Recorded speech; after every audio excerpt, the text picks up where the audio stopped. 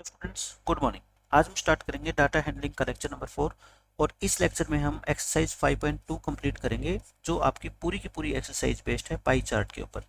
Pie chart का मैंने आपको सेकंड लेक्चर के अंदर पूरा डिटेल समझाया है कि क्या कॉन्सेप्ट है, कैसे पाई चार्ट के क्वेश्चंस का आंसर हम आसानी से दे सकते हैं, और पाई चार्ट बनाया किस तरह से जाता है। पाई चार्ट का दूसरा नाम क्या होता है? Circle graph. तो ये एक्सरसाइज आपके एग्जामिनेशन पॉइंट ऑफ व्यू से सबसे ज़्यादा इंपॉर्टेंट है। 100% क्वेश्चन यहाँ से आना ही आना है। पाई चार्ट बनाना भी आ सकता है, और पाई चार्ट अगर पेपर में गिवन होगा तो उसके ऊपर बेस्ड क्वेश्चंस के आंसर कैसे देते हैं आज आपको सब कुछ पता लग जाएगा। लेकिन इससे पहले मैं आपको कुछ बेसिक चीज़ें बताना चाहता हूँ, क्योंकि 5 क्वेश्चन है इस एक्सरसाइज में और हर क्वेश्चन के अंदर ये वाले कॉन्सेप्ट यूज होंगे। तो अगर ये कॉन्सेप्ट आप नहीं सीखोगे, क्वेश्चंस को सोल्व करने में आपको हर स्टेप के ऊपर प्रॉब्लम आएगी।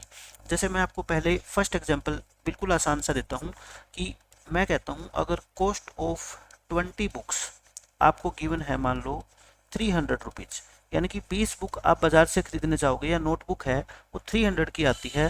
Then find the cost of 15 books. अगर आपको कोई कह दे कि 15 बुक्स की कॉस्ट निकालो, तो आप कितनी आसानी से निकाल पाते हो? अब आप खुद ये क्वेश्चन पहले ट्राई करो। आपको दुकानदार कहता है कि अगर हमारी दुकान से आप 20 बुक्स खरीदोगे तो 300 रुपीज देने पड़ेंगे, लेकिन हम कहते हैं हम तो सिर्फ 15 बुक्स ही खरीदेंगे, तो बताओ कितने पैसे आपको देने पड़ेंगे। तो यानी कि cost price CP of 20 books, 20 books बच्चों कितने की आएगी? 300 की। तो मैंने आपको 13 चैप्टर पूरा डिटेल में समझा रखा है, यूनिटरी मेथड। पहले आप किसकी कॉस्ट निकाला करो? एक की, एक बुक की कॉस्ट। ये 300 को आप डिवाइड कर दो किससे? 20 से। जीरो से जीरो कट जाएगी और ये 15 पे कटेगा, यानी कि एक बुक आती है कितने रुपए की? 15 रुपए की। तो एक बुक की कॉस्ट निकलने के बाद आपसे जितनी भी बुक्स की कॉस्ट पूछी है उतनी निकाल लो। 15 की पूछी है आपसे तो क्या आएगी बताओ?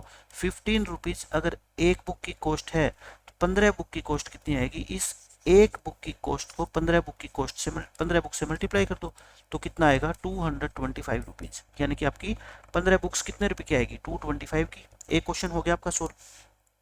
दूसरा क्वेश्चन देखो, मैं आपको मान लो ये कहता हूँ कि आपकी इनकम, यानी कि आपके फादर जो है मंथली मान लो 50,000 रुपीज कमाते हैं। उनकी मंथली इनकम कितनी है?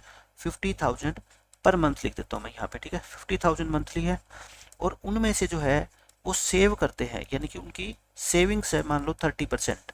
अगर 30% सेविंग है तो मुझे बताओ एक्सपेंडिचर कितने हो गए, यानी कि खर्चा कितना कर देते हैं वो? बाकी 70%। टोटल क्या होता है? 100% होता है। कोई भी सामान, कोई भी इनकम मान लो टोटल 100% है। अगर 30% आप सेव कर लेते हैं आपके फादर या आपकी फैमिली, तो बाकी 70% पैसा कहाँ गया? वो खर्च हो गया। चाहे किसी भी चीज़ पे खर्च हुआ हो, क्लोथ्स के ऊपर, एजुकेशन के ऊपर, एंटरटेनमेंट के ऊपर, ट्रांसपोर्टेशन के ऊपर, आपका 70% पैसा चला गया। तो आपको इस क्वेश्चन में दोनों चीज़ें बतानी है, find savings and expenditure in rupees. ये बताओ कितने रुपए की आपने सेविंग करी और कितने रुपए आपने खर्च कर दिए, दोनों चीजें आपको रुपीज में निकालनी है, ठीक है?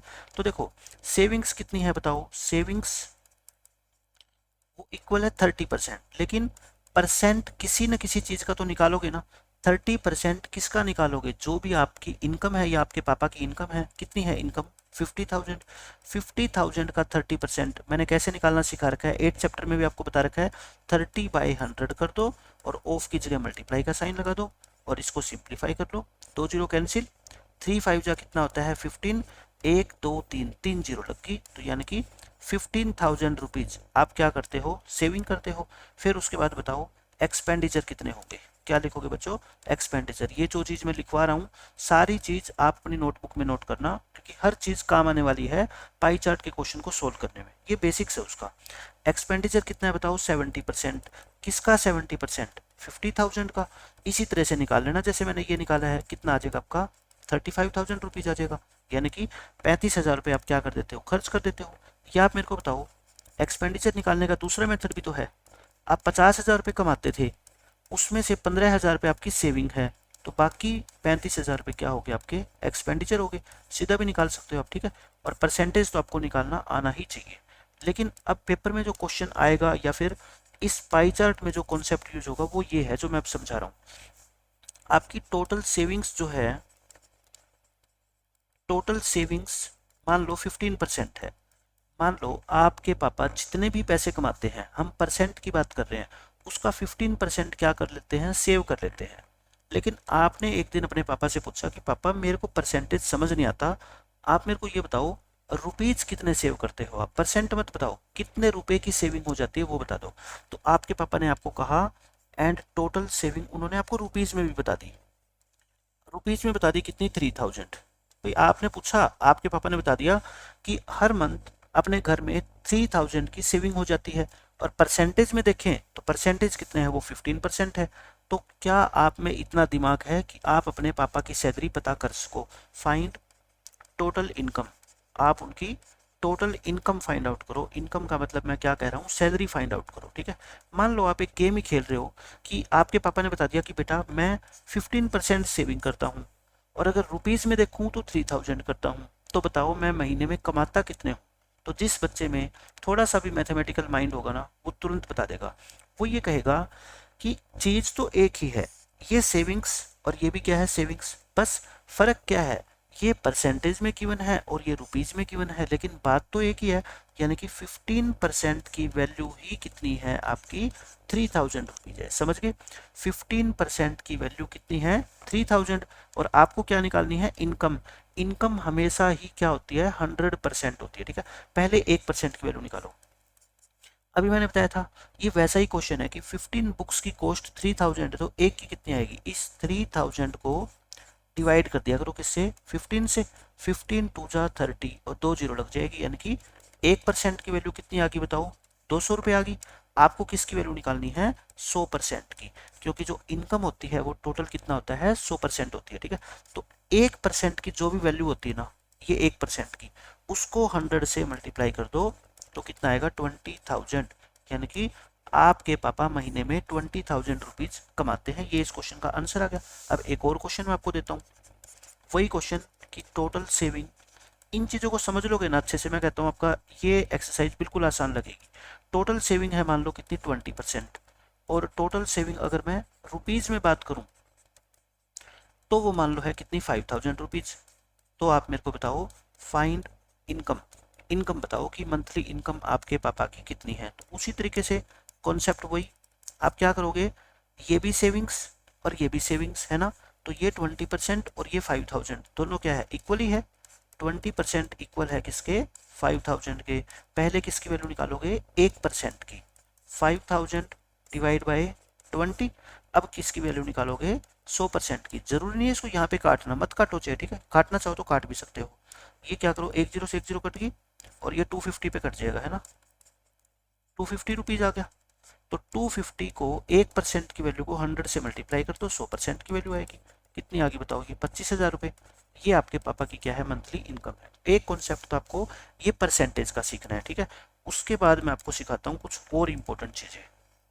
अब जैसे मान लो आपको मैं, ये हो गया आपका फोर्थ एग्जाम्पल ना, फिफ्थ एग्जाम्पल या फिफ्थ क्वेश्चन हम करते हैं। फिफ्थ क्वेश्चन में मैं आपको ये बताता हूँ कि मान लो if you spend 15% on education, यानी कि 15% पैसा एजुकेशन पे खर्च करते हो, ठीक है। जो भी आपकी फीस वगैरह जाती है, ट्यूशन फीस या आपकी जो भी और कोई चार्ज है, बुक्स का चार्ज है, 15% पैसा मंथली आपका एजुकेशन पे खर्च हो जाता है। मान लो आप इनकम करते हो कितनी भी, एंड 10% ऑन क्लोथ्स, और कपड़े खरीदने में, खुद के कपड़े, बच्चों के कपड़े खरीदने में मान लो 10% पैसा चला गया। If you spend rupees 3,000 on education, आप एजुकेशन पे पैसा कितना खर्च करते हो, 3,000 रुपीज खर्च करते हो। Find the expenditure, find the expenditure on clothes. तो बताओ कपड़े खरीदने पे आपने कितना पैसा खर्च किया, कपड़े खरीदने पे आपने कितना पैसा खर्च किया। देखो आप क्वेश्चन में है ना, ये मैच किया करो कि ये भी क्या है, एजुकेशन है, और ये भी क्या है, एजुकेशन है। दोनों क्या है, एजुकेशन है। तो दोनों अगर एजुकेशन है ना, तो इनकी जो परसेंट वाली वैल्यू होती है और जो रुपीज़ वाली वैल्यू होती है, उनको आप क्या रख दिया करो, दोनों को इक्वल। 15% की वैल्यू कितनी है, 3,000 है। मैं कहता हूँ हमेशा पहले 1% की वैल्यू जरूर निकाला करो, कहीं ना कहीं ये काम आए ही आएगी। 15 से डिवाइड कर दो, 15 टू जा और 2 जीरो लगा दो, यानी कि 1% की वैल्यू कितनी आ गई बताओ, 200 रुपीज। अब आपको निकालना क्या है, ये इंपॉर्टेंट है, आपको निकालना है क्लोथ्स के ऊपर कितना पैसा खर्च करते हो। क्लोथ्स के ऊपर परसेंटेज है कितनी, 10% है ना, तो आपको 10% की वैल्यू निकालनी है। तो बताओ 1% की वैल्यू 200 है, तो 200 को जितने भी परसेंट के निकालनी है उससे मल्टीप्लाई कर दो। 100% की निकालनी है तो 100 से मल्टीप्लाई कर दो, 10% की निकालनी है तो 10 से मल्टीप्लाई कर दो। तो आप ये क्या आ गया आपके, money spent on clothes, money spent on clothes, कि कपड़ों पे आप 2000 रुपये खर्च करते हो। तो समझ आ गई मेरी बात, कितनी आसानी से हम चीज़ों को कर पा रहे हैं। इसी तरह के क्वेश्चंस और कॉन्सेप्ट आपके जो है ना, आपका पाई चार्ट बनाने के अंदर हर क्वेश्चन के अंदर ये कॉन्सेप्ट आपका काम आने वाला है, ठीक है। ये बात आप ध्यान रखो अच्छे से। जैसे मैं आपको एक क्वेश्चन और देता हूँ, मैं ये कहता हूँ कॉस्ट ऑफ 360 पेन्स, 360 पेन्स है, इज रुपीज 540। 360 पेन अगर आप दुकान से खरीदते हो ना, तो दुकानदार कहता है कितने रुपए के आएंगे, 540 के आएंगे। Find the cost of, find the cost of 90 pence. तो आप बता दो 90 पेन्स कितने के आएंगे, मतलब आप दुकान से सिर्फ 90 पेन खरीदना चाहते हो। अब क्या लिखोगे, सीपी कॉस्ट प्राइस, 360 पेन्स आते हैं कितने के बच्चों, 540 के। पहले मैंने क्या कहा, आप हमेशा ही आदत डाल लो, एक पेन की कॉस्ट निकाल लो, ठीक है। इस 540 को जो इधर लिखा होता है ना नंबर, इसको डिवाइड कर दिया करो किससे, इस वाले नंबर से कर दिया। अब मैंने क्या कहा था, अगर काटना चाहो तो काट दो, नहीं काटने का मन तो मत काटो। एक जीरो से एक जीरो कट गई, एक बच्चा इसको 2 पे काटेगा, 3 पे काटेगा। मैं कहता हूँ 20 तक टेबल तो आपको 8th क्लास तक आनी ही आनी चाहिए। 18 की टेबल में 18 2 जा और 18 3 जा, क्योंकि जिसको टेबल आती होगी ना, उसके लिए कैलकुलेशन करना क्या हो जाएगा, बहुत ईजी हो जाएगा। ये एक पेन की कॉस्ट आ गई 3/2 रुपीज। 3/2 का मतलब क्या होता है, 1.5 रुपये होता है। तो 3/2 को करोगे, 3 को 2 से डिवाइड तो 1.5 आएगा ना ये। अब कॉस्ट निकालनी है आपको कितनी, 90 पेन्स की। तो 90 पेन्स की कॉस्ट बताओ। मैंने क्या बताया था आपको तरीका, अगर आपको एक पेन की कॉस्ट मिल गई ना, ये एक पेन की कॉस्ट है, जितने पेन की निकालनी हो उतने से मल्टीप्लाई कर दो। 90 की निकालनी है तो 90 से मल्टीप्लाई कर दो, नीचे क्या लगा दो 1, कटता है तो काट दो, 2 1 जा 45, तो 3 इंटू 45 यानी कि 135। 90 पेन कितने रुपए के आएंगे, 135 रुपए के आएंगे, ठीक है। आप ये सोच लिया करो, एक पेन 1.5 रुपए के आने का मतलब है जितने भी पेन खरीदोगे ना, उसका 1.5 टाइम्स आपको पैसा देना पड़ेगा। जैसे मान लो आप दुकान से 90 पेन्स खरीदते हो, मैं सीधा तरीका बता रहा हूँ आपको। 90 पेन्स के लिए आप कहोगे सर 90 रुपीज़ तो देने ही पड़ेंगे, प्लस 90 का हाफ यानी कि 45 और देने पड़ेंगे। तो सीधा आंसर आप निकाल सकते हो कितना, 135। और यही कॉन्सेप्ट आपका हर क्वेश्चन के अंदर जब हम पाई चार्ट बनाएंगे ना, वहाँ पे आपका यूज होने वाला है। तो अच्छे से समझ लो इन चीज़ों को, कहीं पे भी मिस्टेक नहीं होनी चाहिए आपकी, ठीक है। ये हो गया। अब मैं आपको डायरेक्ट क्वेश्चन कराता हूँ। देखो क्वेश्चंस क्या है आपके, अब क्वेश्चंस आपको मुश्किल नहीं लगेंगे। हम करते हैं अब क्वेश्चन, ये आ गया फर्स्ट क्वेश्चन आपका। अब देखो, एडजॉइनिंग पाई चार्ट, एडजॉइनिंग का मतलब होता है जो साथ में गिवन है। ये वाली फिगर 5.7 ये फिगर रही, पेपर के अंदर भी आपको ऐसा ही डायग्राम बना हुआ आएगा, ठीक है। ये कहता है जो पाई चार्ट है ना, ये शो करता है एक्सपेंडिचर यानी कि खर्चे, परसेंटेज में शो कर रखे इसने, ऑन वेरियस आइटम। वेरियस क्या होती है, अलग अलग, डिफरेंट डिफरेंट। जैसे फूड पे कितना खर्चा करते हो, क्लोथ पे, सेविंग्स कितनी है, अदर आइटम पे कितना खर्च करते हो, ट्रांसपोर्ट यानी कि आने जाने में कितना पैसा खर्च करते हो, हाउस रेंट यानी कि घर का किराया आप कितना देते हो, एजुकेशन, बच्चों की एजुकेशन पे कितने % पैसा खर्च करते हो, सब कुछ गिवन है। एक फैमिली एक मंथ में ऐसे ऐसे अपना खर्चा करती है, बचाती कितना है वो 15%। On which item the expenditure was maximum, मतलब कि पहला क्वेश्चन तो बिल्कुल ओरल है, किस आइटम पर सबसे ज्यादा खर्चा हो रहा है, सबसे सबको दिख रहा है, ये क्या है, फूड है ना, 25% इनमें सबसे ज्यादा। देख लो सभी परसेंट में 25% क्या है, सबसे ज्यादा है। तो आप क्या लिखोगे, expenditure on food is maximum, कि खाने पीने पे जो हम खर्चा करते हैं वो क्या है, सबसे ज्यादा है। आंसर आ गया एक क्वेश्चन का।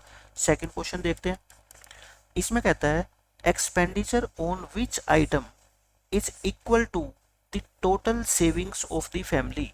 कहता है फैमिली की जितनी सेविंग है, सेविंग कितनी है बताओ, 15%। तो उतना ही खर्चा किस आइटम पे कर रहे हैं, मतलब कि सेविंग अगर 15% है ना, तो एक्सपेंडिचर भी कितना होना चाहिए 15%, लेकिन किस आइटम पे, ढूंढ लो कहाँ है 15%, ये रहा 15% है ना, बच्चों की एजुकेशन पे। इस क्वेश्चन का मैं मीनिंग लिख देता हूँ, सेविंग्स 15% है, तो बताओ, क्योंकि क्वेश्चन का मीनिंग आपको समझ आना जरूरी है, तो बताओ कि किस आइटम पर, किस आइटम पर 15% पैसा खर्च हो रहा है ना, यही तो पूछा आपसे कि जितनी सेविंग है उतना ही पैसा किस आइटम पर खर्च हो रहा है। तो आप 15% देख लो, पूरे डायग्राम में आपको दिखाई दे जाएगा। आंसर क्या आएगा आपका, ऑन चिल्ड्रंस एजुकेशन, बच्चों की एजुकेशन के ऊपर उतना ही पैसा खर्च कर रहे हो जितना कि आप एक मंथ में सेव कर रहे हो। ठीक है, हो गया क्वेश्चन का आंसर। अब देख लो इसका थर्ड पार्ट। थर्ड पार्ट में क्या कहता है, इफ द मंथली सेविंग्स, ध्यान से पढ़ना, of the family is 3000 rupees. Saving वाला कॉलम आप मेरे को बता दो पाई चार्ट के अंदर कहाँ है, ये रहा, ये सेविंग वाला कॉलम है, इसके अंदर कितना लिख दो आप 3000, यानी कि एक फैमिली एक मंथ में 3000 रुपये बचा लेती है, और परसेंटेज में बात करूं तो वो 15% बचाती है। What is the monthly expenditure on clothes, clothes कहाँ पे है, क्लोथ्स क्लोथ्स देखते हैं हम, ये रहा, यानी कि 10%। तो कहता है क्लोथ्स के ऊपर खर्चा बताओ, बिल्कुल सेम ये क्वेश्चन मैंने अभी आपको करवाया था। मैंने क्या कहा था, सेविंग्स परसेंटेज में पूछे पापा से तो 15% बता रहे हैं, रुपीज में पूछे तो 3000 बता रहे हैं। इसका मतलब ये दोनों ही चीजें एक दूसरे की क्या है, इक्वल, क्योंकि ये भी सेविंग है और ये भी सेविंग है, एक परसेंटेज में है एक रुपीज में है, उससे कोई फर्क नहीं पड़ता। ठीक है, पहले किसकी वैल्यू निकालोगे, 1% की, सॉरी 3000 लिखोगे ना, 3000 को डिवाइड करोगे किससे, 15 से, 15 टू जा 30 और 2 जीरो लगा दो, यानी कि 1% की वैल्यू कितनी आ गई आपकी, 200 रुपीज। आपको कितने परसेंट की निकालनी है, क्लोथ्स का खर्चा, और क्लोथ पे तो हो रहा है 10%, तो 10% की वैल्यू निकालनी है आपको। तो 200 को 10 से मल्टीप्लाई कर दो, कितना आ जाएगा, 2000 रुपीज। ये किस पे अमाउंट स्पेंड कर रहे हो आप, अमाउंट स्पेंड ऑन क्लोथ्स, कपड़ों पे आप एक महीने में 2000 रुपये खर्च कर देते हो। समझ आ गई मेरी बात, बहुत आसानी से हम इन सारे के सारे क्वेश्चंस को सोल्व कर सकते हैं। ये हो गया आपका क्वेश्चन नंबर 1। अब देखो क्वेश्चन नंबर 2, ये इंपॉर्टेंट है, क्यों, क्योंकि इसमें आपको पाई चार्ट बनाना है। On a particular day, particular का मतलब होता है एक विशेष दिन, जैसे एक हफ्ते में वैसे तो 7 दिन होते हैं, लेकिन आप इसमें उनमें से एक दिन की बात कर रहे हो, किसी एक दिन की, संडे की, मंडे की, ऐसे। The sales in rupees of different items of a baker, baker क्या होता है, बेकरी के ऊपर तो आप गए होगे, जहाँ कोई भी बेकरी की आइटम मिलती है, बिस्किट मिलते हैं, कोई भी चीज़ें जो बेक होती है, जो पकाई जाती है भट्टी के अंदर, तो वो बेकरी की शॉप होती है, बेकर्स बोलते हैं बेकरी के शॉप के मालिक को। तो उसकी बेकरी जो है उस पर डिफरेंट डिफरेंट आइटम्स बिकती है। ठीक है, उनकी सेल एक दिन में कितने, किस किस आइटम कितने कितने रुपीज की बिकी, आपको ये रखा है, ये रुपीज है। ठीक है, सेल्स, यानी कि ऑर्डिनरी ब्रेड, ऑर्डिनरी ब्रेड जैसे हम ब्रेड का पैकेट खरीद के आते हैं, वो वाली ब्रेड उसकी दुकान पर एक दिन में 320 की बिक गई। फ्रूट वाली ब्रेड, फ्रूट ब्रेड 80 रुपीज की बिक गई। केक्स और पेस्ट्रीज बिक गई 160 की, बिस्किट्स बिक गए 120 के, और अदर आइटम, कोई भी अदर आइटम मान लो, टॉफी मान लो, चॉकलेट मान लो, ये बिक गई 40 रुपीज की। टोटल उसको इनकम हुई कितनी, 720 रुपीज की। आपको पाई चार्ट बनाना है, पाई चार्ट कह लो या क्या कह लो इसको बच्चों, सर्कल ग्राफ कह लो। पहले पाई चार्ट के लिए आप मेरे को बताओ क्या क्या आप करते हो, स्टेप्स लिखता हूं मैं। पहला स्टेप क्या है, आप क्या बनाओगे, टेबल बनाओगे, है ना, टेबल बनाओगे। टेबल के अंदर फिर आप क्या निकालोगे, फ्रैक्शन। पहले क्या निकालते हो, फ्रैक्शन निकालते हो। फिर तीसरा जो स्टेप होता है, फिर आप क्या निकालोगे, angle of sector, angle of sector find करो, एंगल ऑफ सेक्टर। और एंगल ऑफ सेक्टर का मैंने क्या फॉर्मूला बताया था, एंगल ऑफ सेक्टर का फॉर्मूला, मैं सारी चीजें एक साथ लिख रहा हूँ। एंगल ऑफ सेक्टर का फॉर्मूला होता है सीधा सीधा, जो आपने फ्रैक्शन निकाली है ना, उसको 360 से क्या कर देना बच्चों, मल्टीप्लाई। अगर आपने सेकंड लेक्चर मेरा ध्यान से देखा है ना, हर चीज को सुना है, तो ये लेक्चर मैं कहता हूँ आपको मुश्किल लगने वाला है ही नहीं, क्योंकि वो सारी चीज मैं आपको डिटेल में पहले एक्सप्लेन कर चुका हूँ। पहले मैं बनाता हूँ क्या, टेबल, टेबल बना लेते हैं। मैं यहाँ पे बना रहा हूँ इस टेबल को, ताकि मैं इस टेबल का यूज करके फिर क्या बना सकूं बच्चों, पाई चार्ट। यहाँ पे हम क्या लिखने वाले हैं, आइटम, कौन कौन सी आइटम है इसके अकॉर्डिंग लिख लो। ऑर्डिनरी को मैं ओ लिख रहा हूँ शॉर्ट फॉर्म में, ऑर्डिनरी ब्रेड, फिर क्या है, फ्रूट ब्रेड है, और फिर क्या है, केक्स एंड पेस्ट्रीज है, मतलब ऐसे लिख दो केक्स एंड पेस्ट्रीज, एग्जाम में तो आपको पूरा लिखना है। फिर क्या है, बिस्किट्स, और फिर क्या है, अदर आइटम्स, ये है अदर्स। और ये आपको रुपीज़ में आपको क्या दे रखी है, सारी सेल दे रखी है, ठीक है। ये आपको लिखने की यहाँ पे जरूरत नहीं है, लिखना चाहो तो लिख लो। ये आप क्या लिख लो, यहाँ पे सेल्स लिख लो इनके सामने, 320, 80, 160, 120, 40, और टोटल की अगर मैं बात करूँ तो कितने हो गए ये, 720, यानी कि उसकी दुकान पे इस दिन 720 रुपये की सेल हुई। समझ गई इतनी बात तो। अब मैं कहता हूँ फ्रैक्शन कैसे निकालते हो।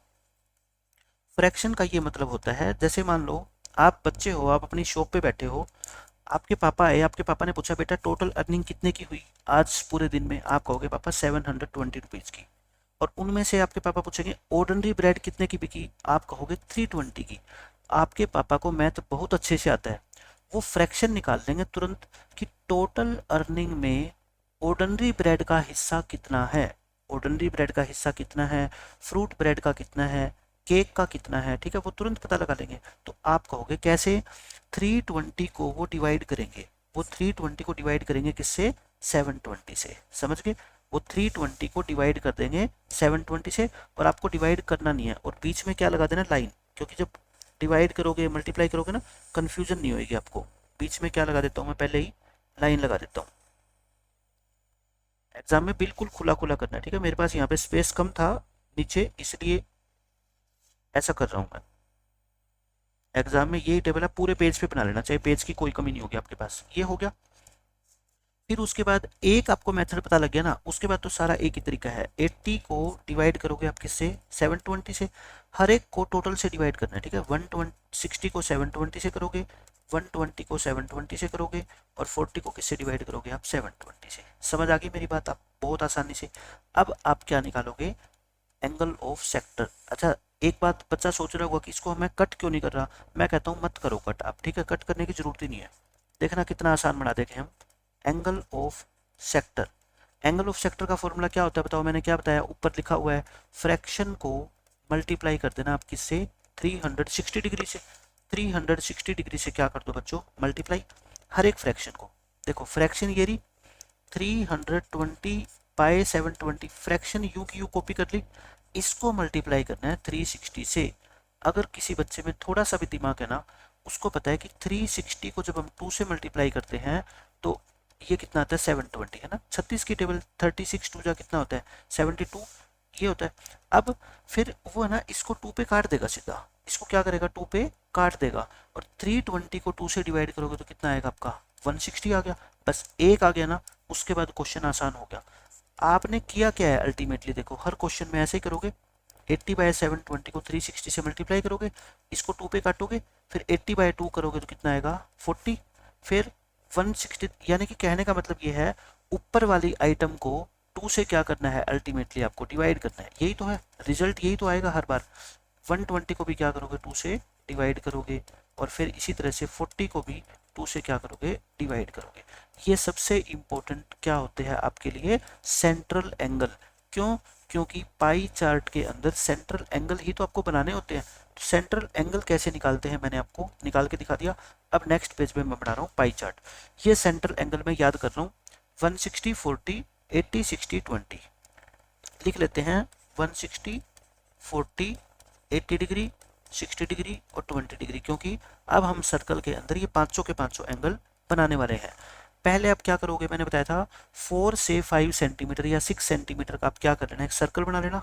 एक क्या बना लो बच्चों, सर्कल बना लो, ठीक है। सर्कल बनाओगे तो उसका सेंटर भी आएगा, ये मान लो क्या आ गया, सेंटर। अब आपके हाथ में जो डी है, जो प्रोटेक्टर है, उसका जो मिडल वाला पॉइंट है उसको यहाँ पे रखो, और ये लाइन ड्रॉ कर दो। ये लाइन क्या कर देना बच्चों, ड्रॉ कर दो। ये लाइन पहले ही ड्रॉ कर लो, कहीं पे भी ड्रॉ कर लो पूरे सर्कल में, इस लाइन को कोई फर्क नहीं पड़ता। अब आप क्या करोगे, आप ये देखोगे कि 160 कहाँ पे है। देखो ये स्ट्रेट लाइन 180 की होती है ना, सीधी खींच दूँ तो मैं 180, 160 उससे थोड़ा सा छोटा होगा, यानी कि आप प्रोटेक्टर पे देखोगे तो लगभग लगभग इतना मिलेगा, ठीक है। एग्जैक्ट नहीं है, मैं सिर्फ आइडिया बता रहा हूँ। ये कितना हो गया, 160।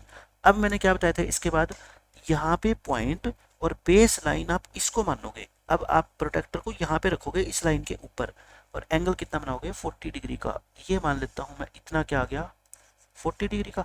अब आप क्या करोगे, फिर से अपने प्रोटेक्टर को कहाँ पे रखोगे, इस पॉइंट पे और इस लाइन के ऊपर, तो एंगल बनाओगे 80 का। मैं मान लेता हूँ ये कितना आ गया आपका 80 आ गया। मैं तो आइडिया से बना रहा हूँ, आपको तो बिल्कुल एग्जैक्ट बनाना है, ठीक है।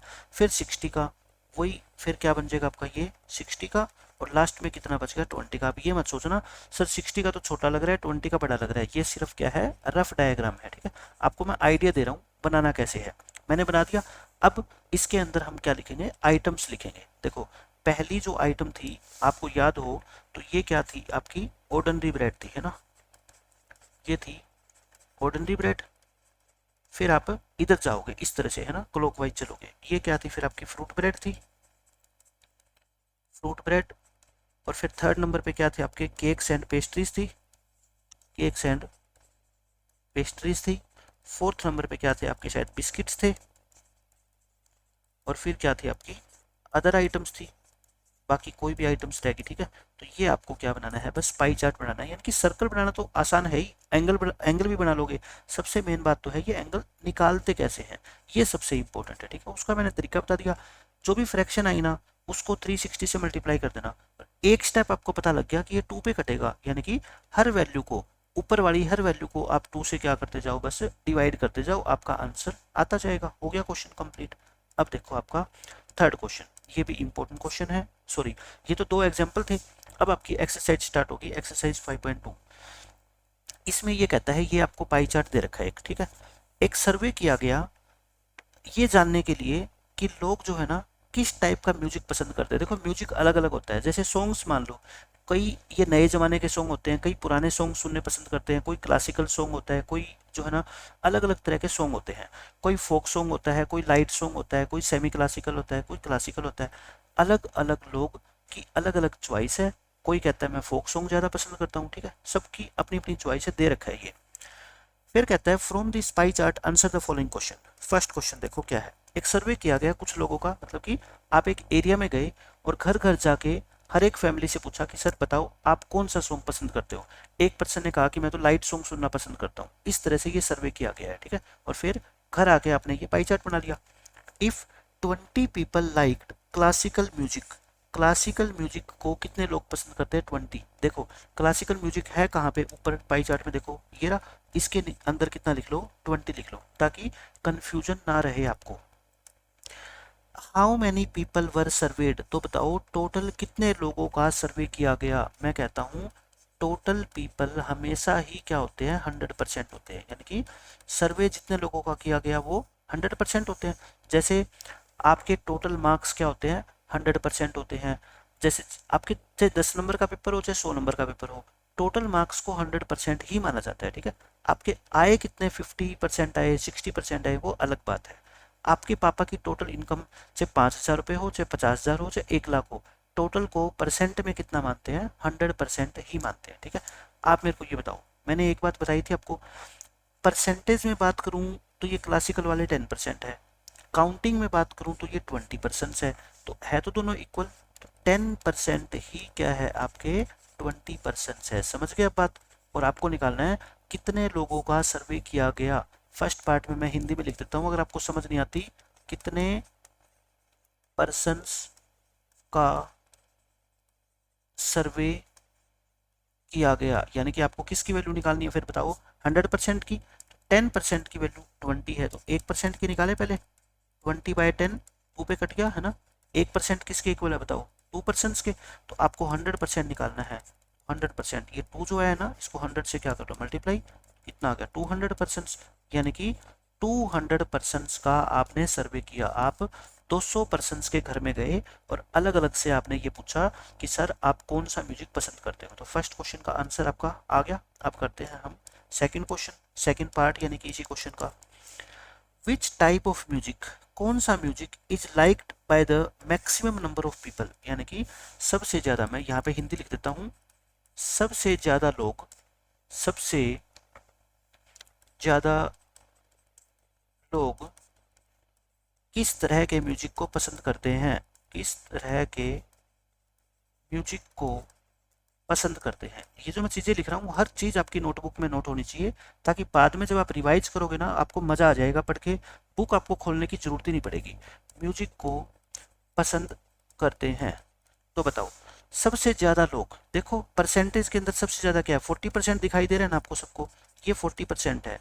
40% कौन सा है, लाइट म्यूजिक, तो हम क्या लिखेंगे, विच टाइप ऑफ म्यूजिक, तो हम क्या लिखेंगे, लाइट म्यूजिक। सिर्फ आंसर में आप इतना लिख दोगे ना तब भी आपका काम चल जाएगा। और किसी बच्चे की इंग्लिश अच्छी है तो वो लिख सकता है light music is liked by maximum number of people, बस आगे ये लाइन कॉपी कर देना। ये है इस तरह से, सेकंड पार्ट हो गया। अब देखो थर्ड पार्ट। अब थर्ड पार्ट इंपॉर्टेंट है ये, क्योंकि इसमें काफ़ी सारी कैलकुलेशन होने वाली है। If a cassette company were to make 1000 CD, यानी कि क्या किया, एक कैसेट कंपनी को मान लो हमने ठेका दे दिया कि भाई हमने अपने एरिया में सर्वे किया है कि ऐसे ऐसे लोग ये क्या करते हैं, म्यूजिक को पसंद करते हैं। तो आप ऐसा करो, हमारी कैसेट्स बेचने की दुकान है, आप हमें 1000 कैसेट्स बना के दे दो। लेकिन कंपनी 1000 कैसेट्स बताओ कौन से म्यूजिक की बनाएगी, कैसेट का मतलब उसके अंदर वो सॉन्ग डालेगी, ठीक है। कौन से सॉन्ग डालेगी बताओ, सारे लाइट सॉन्ग डालेगी या सारे फोक सॉन्ग डालेगी। आप कहोगे नहीं सर, 40% वो लाइक सॉन्ग की सीडी बनाएगी, 30% फोक सॉन्ग की, 10% क्लासिकल की और 20% सेमी क्लासिकल की। क्यों, क्योंकि जितने लोग जो डिमांड करेंगे उसी हिसाब से तो सीडी हम मंगवाएंगे ना, वैसे फालतू मंगवाने का क्या फ़ायदा, वो सेल ही नहीं होगी। How many of each type would they make, यानी कि हर तरह के सॉन्ग की कितनी सीडी बनेगी। आप इसको हिंदी में लिखना चाहो तो लिख लो, हर तरह के म्यूजिक की कितनी कितनी सीडीज, कितनी कितनी सीडीज बनेगी। और टोटल सीडीज कितनी बनानी है, टोटल जो सीडीज बनेगी वो कितनी बनेगी बच्चों, 1000 बनेगी। तो बस अब क्वेश्चन आपका हो गया आसान। देखो नंबर ऑफ सीडीज ऑफ, एक एक करता हूँ मैं, पहले फोक की करता हूँ, ठीक है। फोक म्यूजिक, जो फोक म्यूजिक है उसकी कितनी सीडी बनेगी, आप बस मेरे को ये बता दो। फोक म्यूजिक पसंद कितने लोग करते हैं, 30%, तो कितनी सीडी बनेगी, 30% ही बनेगी। जितने लोग पसंद करते हैं उतने परसेंट ही सीडी बनेगी। लेकिन मैंने कहा था ना, परसेंट किसी न किसी वैल्यू का तो निकालना पड़ेगा। अब आप सीडी कितनी बना रहे हो टोटल 1000, तो 1000 का ही 30% निकाल दो और आप निकाल लेना 30/100 इंटू 1000, यानी कि 300 बन जाएगी। फोक म्यूजिक को पसंद करने वाली सीडी कितनी बनेगी बच्चों, 300, यानी कि 300 सीडीज के अंदर जो म्यूजिक डाला जाएगा ना, वो कौन सा म्यूजिक डाला जाएगा, फोक म्यूजिक। जैसे ही आप अपने लैपटॉप में या आप अपने डिवाइस के अंदर उस सीडी को लगाओगे तो फोक म्यूजिक बजना स्टार्ट हो जाएगा, ठीक है। फिर number of CDs of classical music, किसी की भी निकाल लो पहले। क्लासिकल म्यूजिक कितनी सीरीज है बताओ, 10%, तो 10% निकाल दो 1000 का। 10% कितना होता है, मैंने कहा रखा है 1 जीरो हटा दिया करो बस, ठीक है ना, ये 100 आ गई। फिर number of series of semi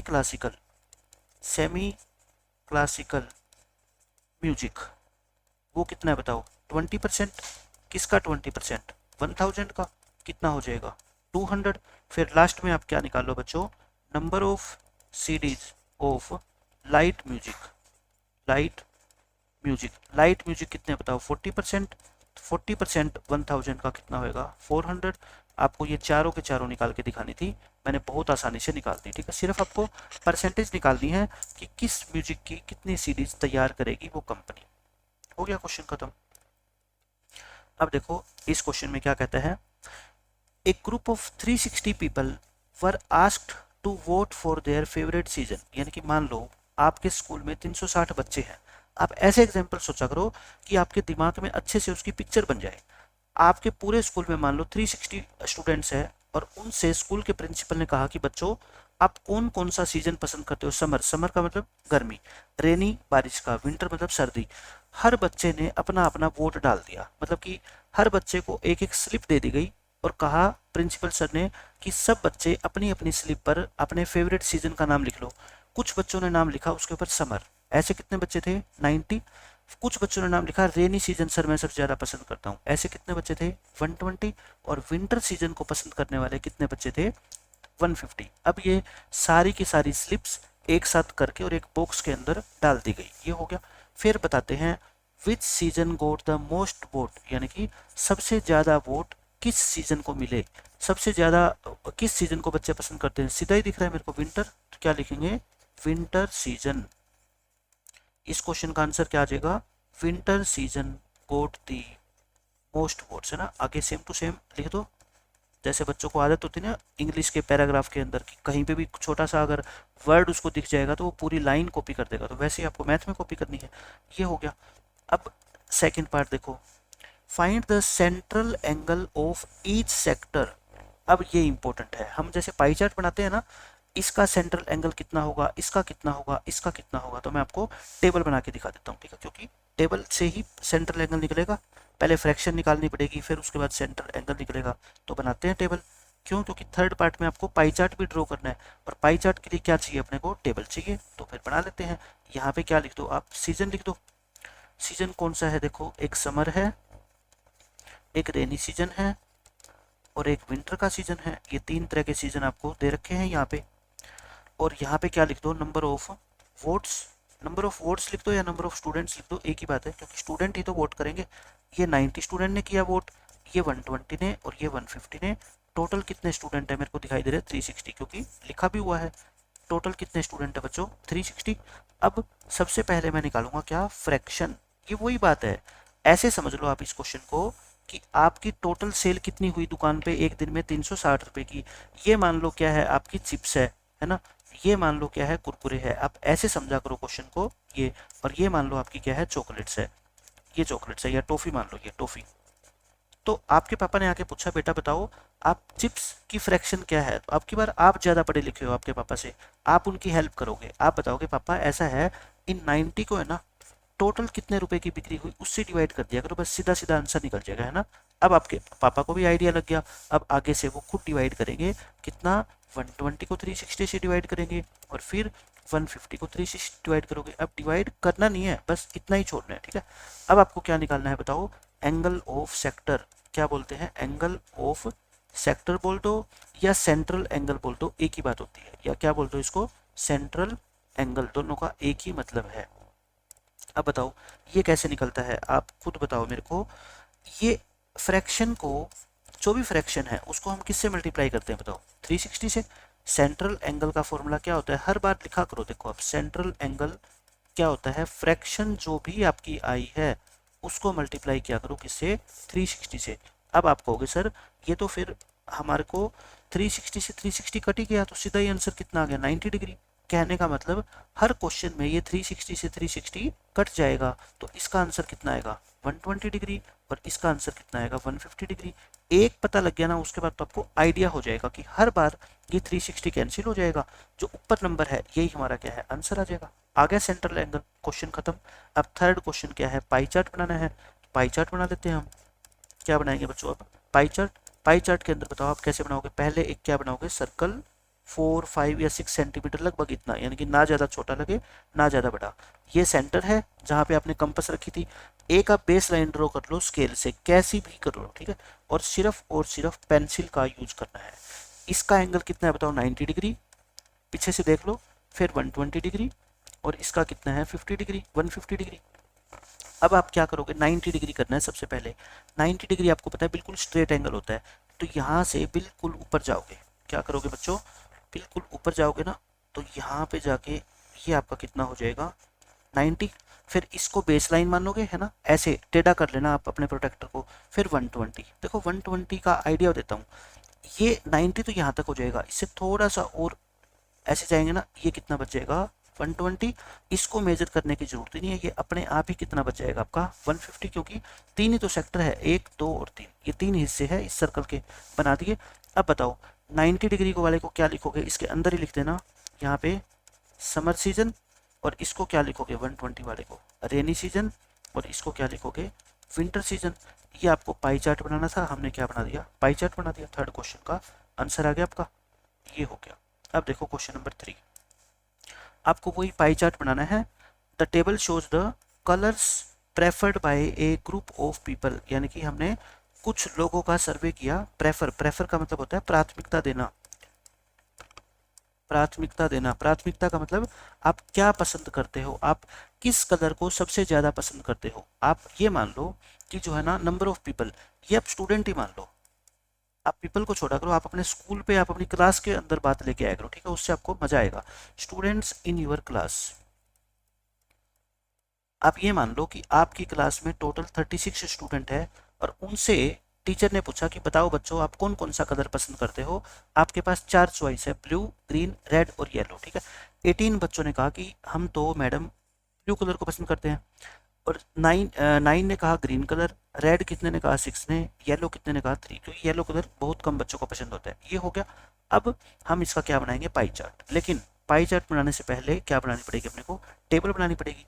table से ही तो पाई चार्ट बनता है, क्योंकि टेबल से क्या निकलेगा, सेंट्रल एंगल, और एंगल निकल गया उसके बाद पाई चार्ट तो फिर कोई बच्चा भी बना देगा जिसको प्रोटेक्टर का यूज करना आता है, डी का। यहाँ पे बच्चों आप क्या लिखोगे, कलर, यहाँ पे लिख लो कलर्स, यहाँ पे लिख लो आप नंबर ऑफ पीपल, स्टूडेंट लिख लो, पीपल लिख लो, जो भी क्वेश्चन में गिवन है वो लिख दो। देखो कलर कौन कौन से, फिर यहाँ पे क्या लिखोगे आप, फ्रैक्शन, यहाँ पे हम क्या लिखते हैं, फ्रैक्शन, और इसके बाद यहाँ पे हम क्या लिखते हैं, सेंट्रल एंगल, और सेंट्रल एंगल का दूसरा नाम क्या होता है बच्चों, angle of sector, angle of sector. तो दोनों का एक ही मतलब है, एग्जाम में कुछ भी लिख दोगे एग्जामिनर को पसंद आएगा। अब यहाँ पे लिख दो कलर ब्लू, यहाँ पे लिख दो ग्रीन, फिर लिखो रेड, और फिर लिखो येलो। अब बताओ ये कितने लोग हैं, 18, ये 9, ये 6, ये 3, और ये टोटल कितने आ गए आपके 36। फिर मैं कह रहा हूँ एक ही तरह की आपकी इमेजिनेशन किया करो। वही बात, आप मान लो 4 तरह के आइटम बेचते हो अपनी दुकान में, एक का कलर ब्लू है, एक का कलर ग्रीन है, मान लो बॉल है, ये क्या है, मान लो बॉल्स है।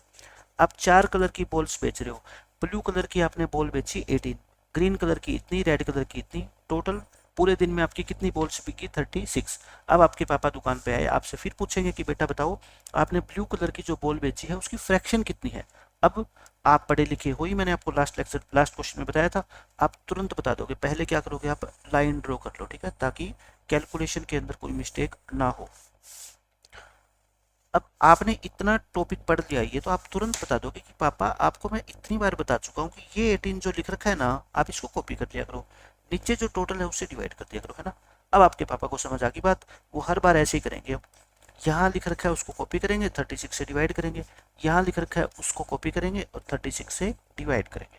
अब फिर आपके पापा ने आपसे पूछा कि बेटा सेंट्रल एंगल कैसे निकालेंगे, हम बताएंगे कि पापा हर बार का काम है, ये जो फ्रैक्शन है ना, आप एरो लगाया करो, इसको एज इट इज लिख दिया करो, लिख दो एज इट इज, और इनटू कर दिया करो किससे, 360 से। ये ऐसे समझा करो क्वेश्चंस को, ये कटेगा किस पे, 10 पे, और 18 को 10 से मल्टीप्लाई करेंगे 180।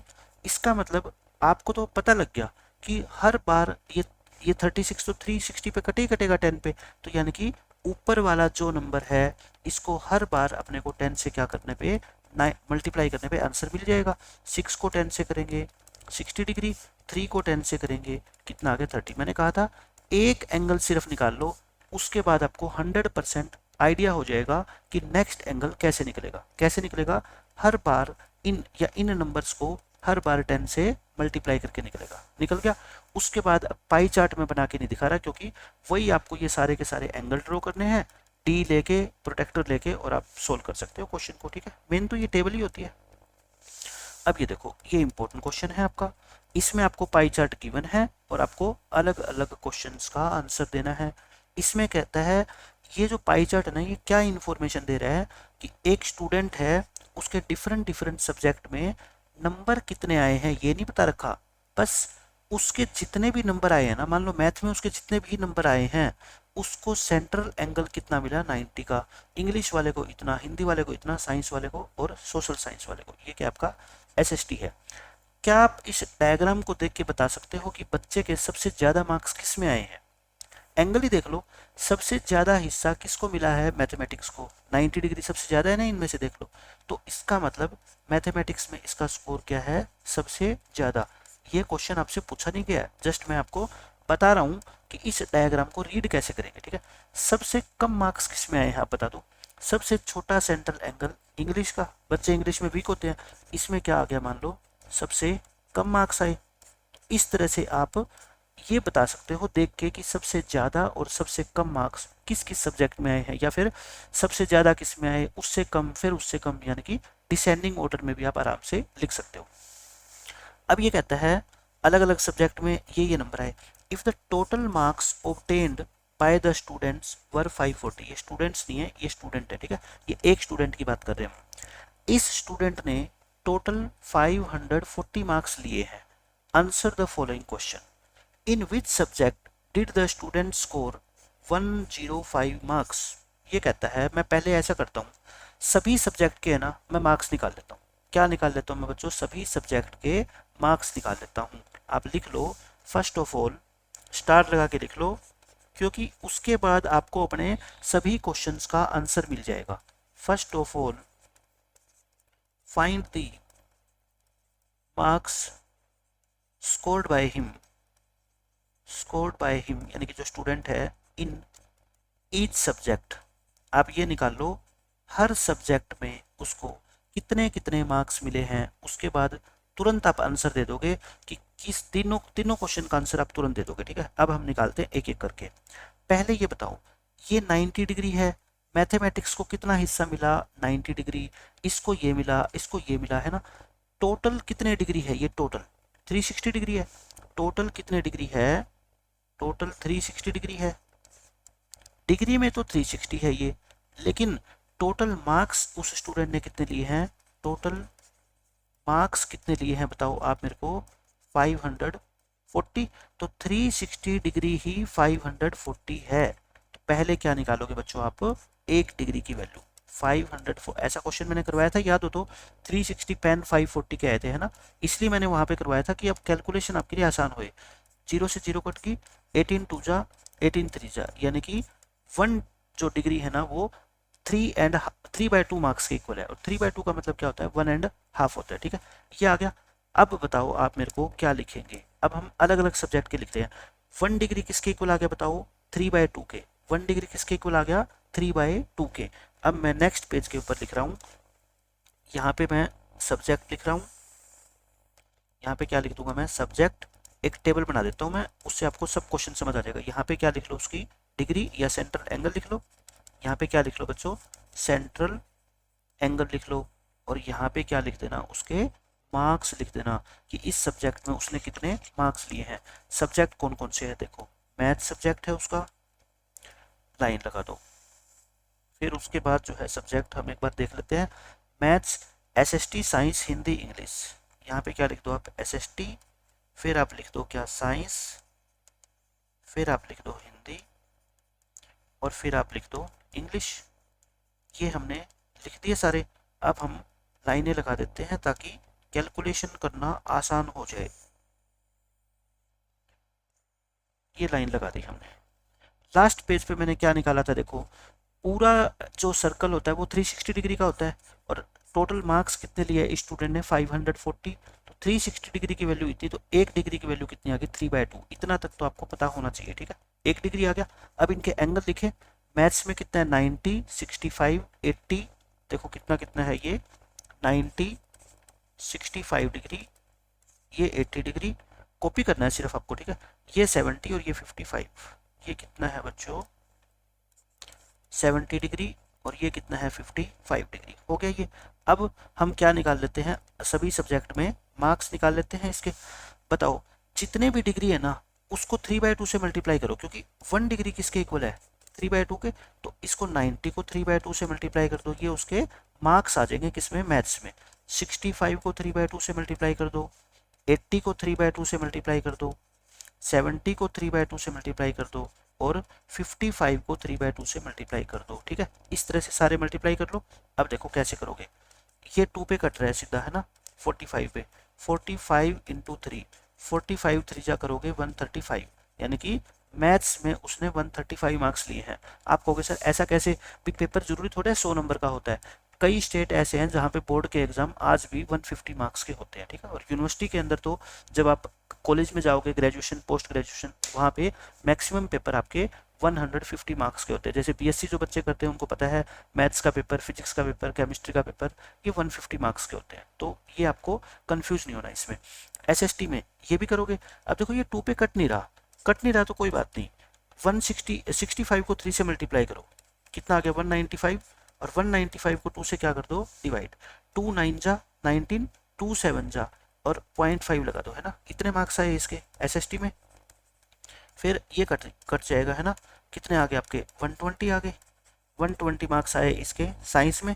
हिंदी में देखो, हिंदी में कितने हैं, ये कट गया 35 इंटू में 3, कोई मुश्किल कैलकुलेशन नहीं है, 105 मार्क्स आए। अब इसको, ये पूरा नहीं कट रहा तो इसको क्या करो आप 2 से डिवाइड करो, 2 8 जा 16, 2 2 जा 4 और 0.5 बच जाएगा। ठीक है, मैंने क्या कर दिया, इस टेबल के अंदर आपको सभी सब्जेक्ट के अंदर कितने कितने नंबर आए हैं अलग अलग से वो निकाल के दिखा दिया। हो गया।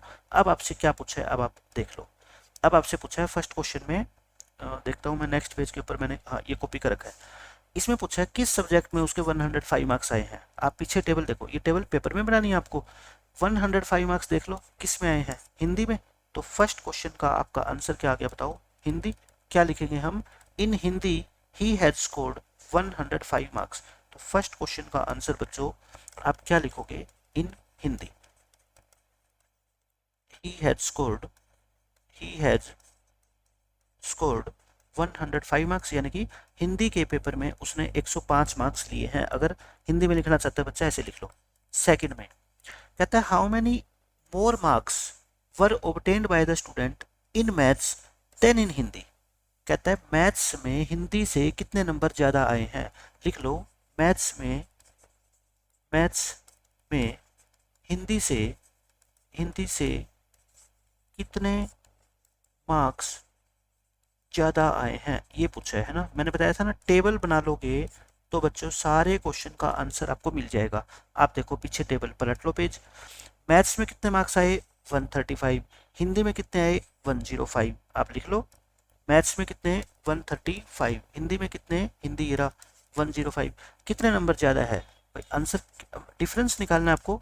मैथ वाले नंबरों में से हिंदी वाले नंबर माइनस कर दो, तो कितने आ गए आपके 30 मार्क्स, यानी कि आपके मैथ्स में जो है हिंदी से 30 मार्क्स ज़्यादा आए हैं। हो गया क्वेश्चन।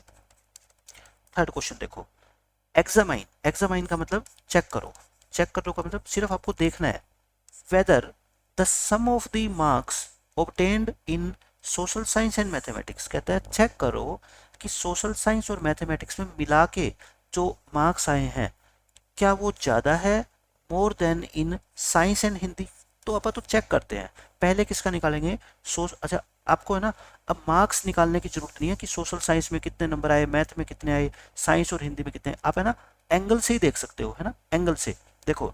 सोशल साइंस यानी कि SST plus maths, social science और एसएसटी में जो टोटल एंगल बनेगा वो जोड़ दो बस आप। ये रहा सोशल साइंस, ये रहा मैथ, ये 90 डिग्री है और ये कितना है 55, दोनों को ऐड करोगे 145 डिग्री है। ठीक है, कितना है बच्चों, मैं कहता हूँ मार्क्स के पीछे आपको जाने की जरूरत ही नहीं है, मैं एंगल से ही पता लगा लूंगा कि इन दोनों के जो टोटल मार्क्स है वो साइंस और हिंदी के टोटल मार्क्स से ज़्यादा है या नहीं है, क्योंकि आपको तो चेक करना है सिर्फ। ठीक है, फिर किसके, साइंस और हिंदी के, फिर किसके करो आप, साइंस प्लस हिंदी का एंगल जोड़ लो।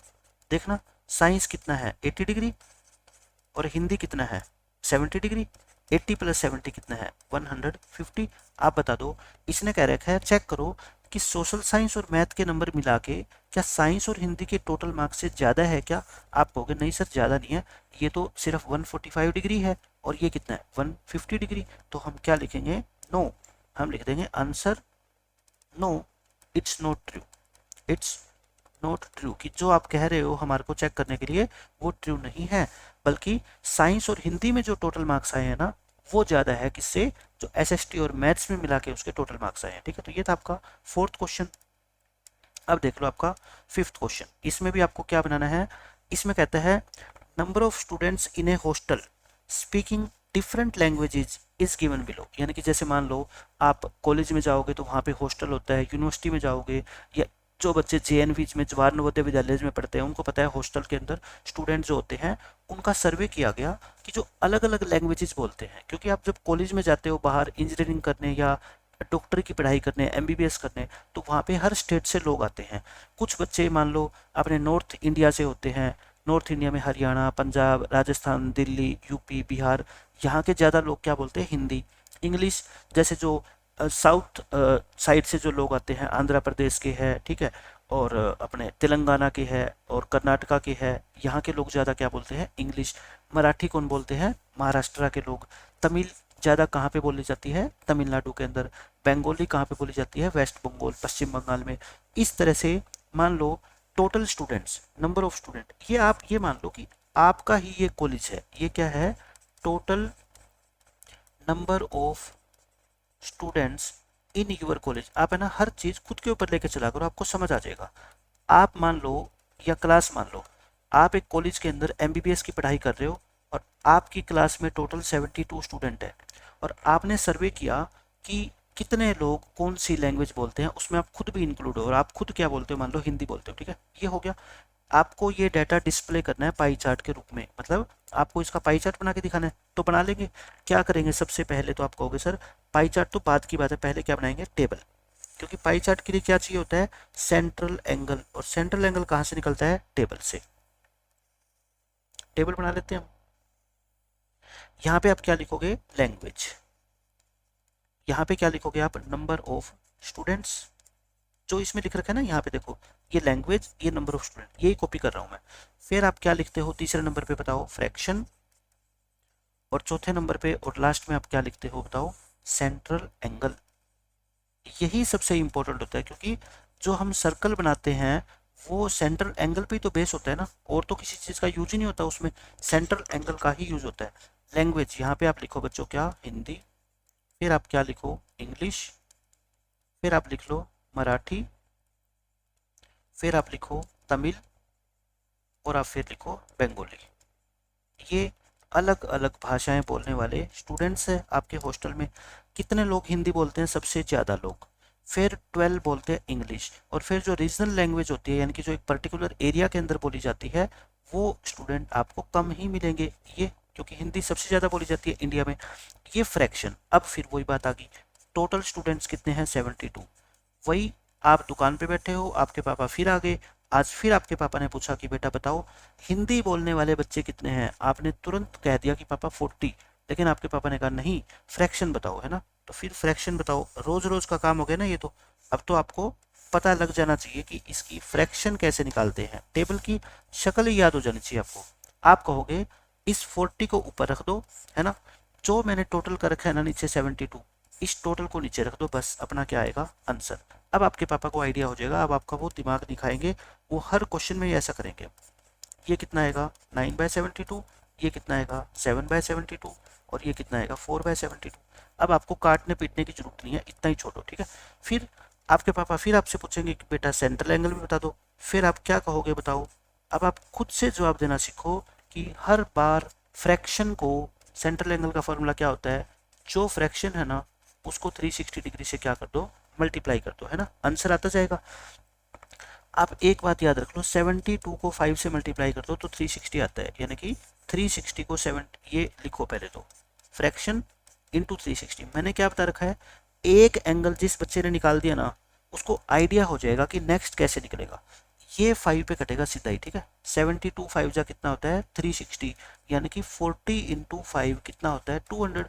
अच्छा, ये काम तो फिर हर एक के साथ नहीं होगा, इसको 360 से मल्टीप्लाई करोगे, इसको 360 से करोगे, तो सब 5 पे कटेंगे, यानी कि आपको आइडिया हो गया कि ये जो नंबर है ना, ये वाला या ऊपर वाला जो ये नंबर है, इसको बस 5 से क्या करते जाओ, मल्टीप्लाई करते जाओ, और आपका आंसर आता जाएगा। ये 60 हो गया। 9 को 5 से करोगे, ये 45 होएगा। 7 को 5 से करोगे, ये 35 होएगा। फिर 4 को 5 से करोगे, ये आपका कितना होएगा बच्चों, 20 डिग्री होएगा। अब आप बताओ, एंगल निकाल दिए, उसके बाद आपको क्या बनाना है, पाई चार्ट। पाई चार्ट तो आई थिंक आप बना ही लोगे। पाई चार्ट में क्या करोगे, पहले 4 5 या 6 लगभग इतनी सेंटीमीटर का क्या बनाओगे, एक सर्कल बनाओगे पेंसिल से, यहाँ सेंटर मार्क करोगे, ये आप बेस लाइन ड्रॉ करोगे। फिर यहाँ पे आप अपना प्रोटेक्टर या डी रख के, और आप क्या एंगल बनाओगे, पहले सबसे पहले बताओ 200 डिग्री का। 200 का आइडिया से कितना बनाओगे, बताओ आप मेरे को। ये 180 का तो बिल्कुल स्ट्रेट होता है ना, तो इससे थोड़ा सा आगे निकलोगे आप, तो ये जो ऊपर वाला एंगल है ना, ये पूरा कितने का हो गया, मान लो 200 का। फिर कितना कितना बना दो आगे, देखो आगे 60 45 35 20 कितना हो गया आपका, 60, फिर 45, फिर कितना हो गया, 60 45 35 और 20, ये मान लो आपका 35 हो गया। और ये कितना हो गया, 20 और इनके अंदर क्या लिख देना आप, लैंग्वेज का नाम। ये क्या थी आपकी, हिंदी थी। सेकंड नंबर पे कौन सी बोली जाती है, इंग्लिश बोली जाती है। फिर क्या थी हमारी, मराठी, ऐसे एरो डाल के लिख दिया करो। फिर क्या बोली जाती है, तमिल। और फिर क्या बोली जाती है, बंगाली। इस तरीके से आपको पाई चार्ट बनाना है। पाई चार्ट तो मैं कहता हूँ एक भी बना के देख लोगे ना, दो या एक या दो बना के देख लोगे, तब भी आपके अंदर कॉन्फिडेंस आ जाएगा कि हाँ इस तरीके से हमारे को टी का या प्रोटेक्टर का, कंपास, पेंसिल का यूज करना है। और जब भी आप रफ में घर पे पाई चार्ट बनाओगे या फेयर कॉपी में बनाओगे, मैं कहता हूँ पेन का बिल्कुल भी यूज मत करना पाई चार्ट बनाते वक्त, क्योंकि जो हैबिट आप अब डालोगे ना वही आपकी एग्जाम में बनी रहेगी। अब आप यूज करो सिर्फ और सिर्फ पेंसिल, चाहे आपको कितनी भी प्रॉब्लम आए। ये भी चीजें लिखोगे ना, ये भी पेंसिल से ही लिखनी है। पेन तो सिर्फ आपको कहाँ यूज करना है, इस टेबल बनाने में। कई बच्चे पेंसिल से ही टेबल बनाते हैं, मैं कहता हूँ ऐसा नहीं, टेबल तो पेन से ही बनाओ। पेंसिल का यूज तो हर बच्चा चाहता है 5th क्लास के बाद कि कम से कम हो, क्योंकि पेंसिल से लिखने में उतना मजा नहीं आता है ना, 5 साल में हम बोर हो जाते हैं। तो आपको टेबल के लिए हमेशा क्या करो, आप पेन यूज करो।